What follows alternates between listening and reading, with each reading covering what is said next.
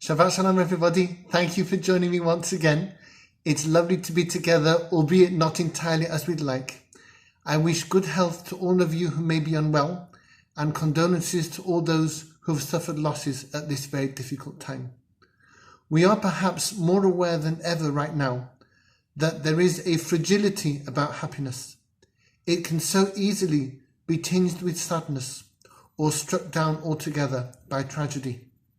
And thus it is in the Parshat of Shmini, which is the Parsha that we read just after Pesach. Shmini features a story about Ktoret, the fine incense which was offered daily on a golden altar opposite the Holy of Holies, and on Yom Kippur inside the Holy of Holies. The Ktoret was the most perfect symbol of closeness to God. It ascended almost entirely to God as a fine intangible smoke with nothing left, symbolizing total devotion to God. Not only that, the Ktoret was an incense comprised of 10 sweet spices, suggesting the minyan as a symbol of the whole community gathered together.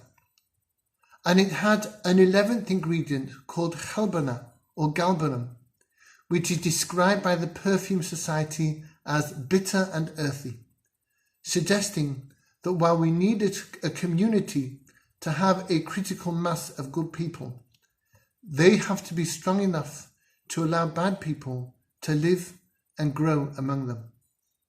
So Ktoret symbolized perfection, holiness, unity, and forgiveness. Our parasha recounts the culmination of the week-long temple dedication ceremony which the Jewish people performed in the desert shortly after they left Egypt. A fire flashed down from heaven onto the altar, and the entire people roared with joy and prostrated themselves before God. And at that very moment, disaster struck. Nadav and Avihu, the two sons of Aharon the high priest, nephews of Moshe himself, chose to offer Ktoret as an extra offering that they had made up on the spot. In a moment, they were struck down by a fire which came out from the Holy of Holies in the temple. Their failure is summed up by the Torah. They brought a fire that God did not command them. What does this teach us? When we approach God with our own ideas, we will end up aspiring only to natural goodness that we can understand and grasp. The challenge of Torah, however, is to reach far beyond that, to the supernatural goodness which God taught us in his Torah. The sad story of Nadav and Avihu taught that however united, however well-intentioned, however holy, however inclusive we are, if, God forbid, we try to remake Judaism in our own image, we will destroy it and ourselves utterly. Later on, we see a similar mistake. Korach tried to set up a revolution against Moshe, and his henchmen brought Ktoret as an invented offering, only to die before God. The people complained against God, saying that the Ktoret was an instrument of death, and a plague swept across the people. Moshe told Aharon to take Ktoret, burn it on a fire pan, and stand between the living and the dead.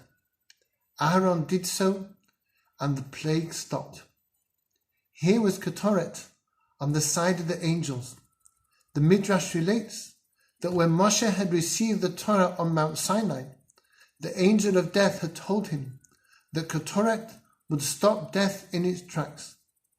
But clearly, this only works when it is used in accordance with Torah, not against it. Nadav and Avihu had wanted to bring personal preference into halacha, and what they did was an abuse of Ktoret. They paid for that error with their lives. Korach wanted to use Ktoret as a coup to discredit Moshe as a prophet and seized power for himself. That was also an abuse of Ktoret, and the false priests who offered it also paid with their lives. But Aaron was using the Ktoret in accordance with Jewish law to save life. That was the most beautiful mitzvah. We all have the capacity to be like Aaron. Plague is sweeping across the world right now.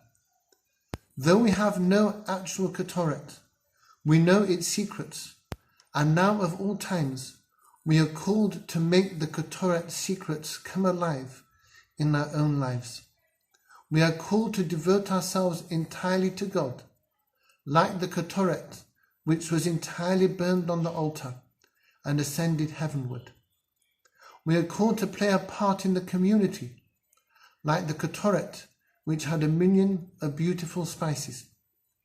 And we are called to include everyone in our midst, however recalcitrant and erroneous they may have been, just like the Ktoret included the cherbana with its bitter smell.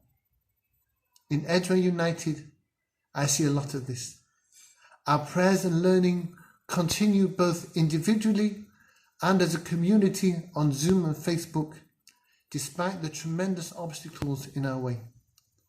Our stupendous welfare operation has bonded us together like never before, creating friendships and alleviating need. Our ethos of inclusion has made our community welcoming and supportive, and it is this factor above all which I personally value in my work as the rabbi.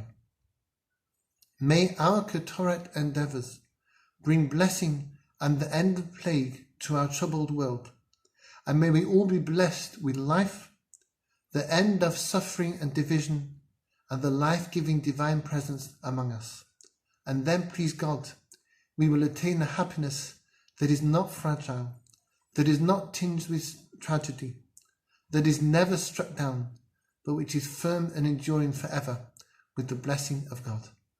Thank you for listening. Shabbat Shalom.